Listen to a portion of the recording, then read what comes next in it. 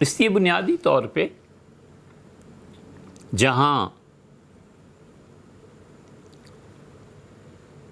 فتویٰ اثر کرتا ہے، یہ ضروری نہیں ہے کہ اس فتوے پر ہمیشہ عمل کر لیا جائے. اس کے مقابلے میں کچھ اقدار ہوتی ہیں. ہر معاشرے کی اپنی اقدار ہوتی ہیں.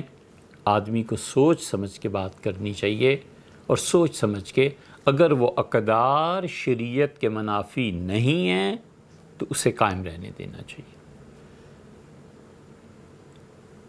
ایک مسئلے نے، کبھی لکھنے والا لکھے گا، ہزاروں طلاق کے مسائل بنا دیے ایک مسئلے نے. جس لڑکی نے جا کے دین کی 2-4 کتابیں پڑھ لی ہیں، وہ سب سے پہلا مسئلہ شادی کے بعد یہی بیان کرتی ہے کہ تمہارے ماں باپ کی خدمت شریعت نے میرے ذمہ نہیں رکھی. یا اللہ، اور کوئی مسئلہ نہیں رہ گیا. میرے ذمہ نہیں ہے، شریعت نے میرے ذمہ نہیں لگایا. آپ اس شریعت مطہرہ کی جتنی پابند ہیں سب جانتے ہیں کہ فرض نماز تک تو پوری نہیں ہوتی. ایک لے دے کے یہ مسئلہ رہ گیا ہے کہ ساس اور سسر کی خدمت نہیں کرتی. جبکہ ہماری سوسائٹی ایسی نہیں ہے. ہماری سوسائٹی میں شروع سے ایسے ہوتا رہا ہے کہ شادی کے بعد وہ خاتون دوسرے گھر کی خاتون بن جاتی ہیں.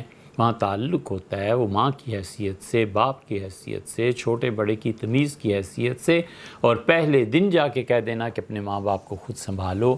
یہ کوئی ایسی چیز نہیں ہے جو اللہ نے اپنے دین میں لوگوں کے گھر بگاڑنے اور جاڑ دینے کا سبب ہے. اس کو رکھا.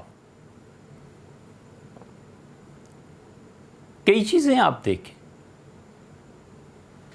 کیا یہ ناجائز ہے؟ ہم کہتے ہیں بیٹے یہ ناجائز تو نہیں ہے، مگر آپ جو کر رہے ہیں نا یہ ناجائز ہے.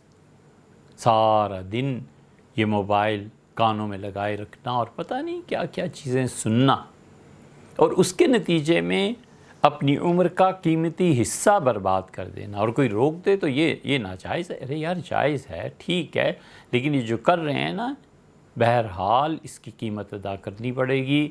اور یہ نہیں ہوا کرتا کہ ٹائم، وقت جب کچلتا ہے تو پھر وہ دیکھے کہ کس انسان کا کیا رتبہ ہے، وہ سب کو کچل دیتا.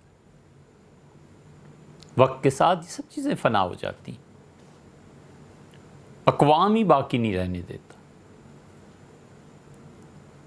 کوئی چیز باقی نہیں رہتی. اور لوگ جو غالب آتے ہیں وہ جو جفا کش ہوتے ہیں.